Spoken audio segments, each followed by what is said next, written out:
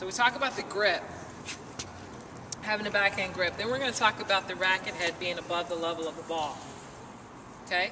This racket head has to be above the level of the ball because you're literally coming down to the ball, but look what's happening to my strings.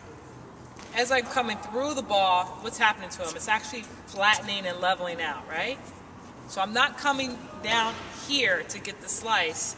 I'm coming from here, down through, and out to my target. When you're going out here, this left hand, if you're a right-handed person, is coming back, and vice versa if you're left, because that's your balance and that's your length.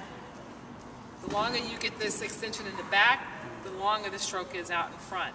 If you kind of cut it off and not use this your left hand or your non-dominant hand at that moment, what's going to happen? You're going to cut the stroke off, you're going to break the wrist. So it's also your balance shot. So I'm coming down here and you see that extension. You've got to really recognize where the ball is coming from so that we know how to prepare in taking the racket back.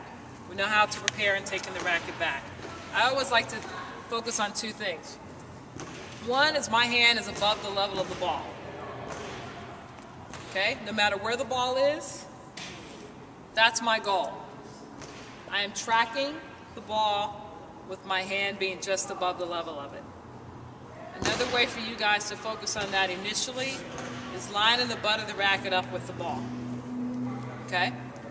So you're finding that ball coming across with the butt of your racket, because if I'm turned properly, the first thing you need to do is to turn, rotate as you're moving to it. As that ball is coming and I'm lining it up with the butt of the racket, boom. See the path that my racket is traveling? It's traveling high to low. My wrist is not breaking.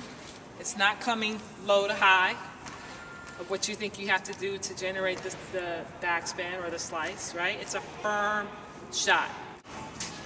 See how high it is? Watch my hand. My hand is getting up to the ball, right? Look at my shoulder turn. I'm leaning in. There we go. Finally getting it down the line again. Now I'm going to go cross court. Right? Same movement, same shot, a little drop shot, right? Look at that. It's not doing it much different, right? Down the line, getting low. Now, getting low to the ball, because that's where it is, right? Look how I'm getting there. You hear that sound? Yeah. Look at the depth. Look at how low this ball is. It's firm, right? You guys are doing this, right? Anybody shot look like that? Getting down to the highest level of the ball. I'm firm. I'm leaning into it. That's my length. Getting up on top. No matter where it is, my preparation is the same.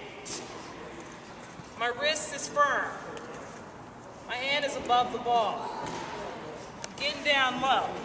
Things you need to focus on the slice. Get your eyes to the level of the ball, no matter how high or low. That will help guide you to get your hand above the level of the ball. With the shoulder turn. Make sure you put the shoulder turn in there. That's number one. That's number two. Eyes to the level of the ball. Number one. Eyes.